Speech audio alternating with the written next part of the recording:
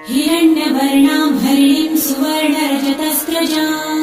चन्द्रां हिरण्मयीं लक्ष्मीं जातवेदो महावः ताम आवह जातवेदो लक्ष्मीमनपगामिनीं यस्यां हिरण्यं विन्देयं गामश्वं पुरुषानहम् अश्वपूर्वां रथमध्यां हस्तिनादप्रबोधिनीम् श्रियं देवीमुपह्वये श्रीर्मा देवी जुषताम् कासोस्मितां हिरण्यप्राकाराम् आर्द्रां ज्वलन्तीं तृप्तां तर्पयन्तीं पद्मे स्थितां पद्मवर्णां तामिहोपह्वये श्रियम् चन्द्रां प्रभासां यशसा ज्वलन्तीं श्रियं लोके देवजुष्टामुदारां तां पद्मिनीं शरणमहं प्रपद्ये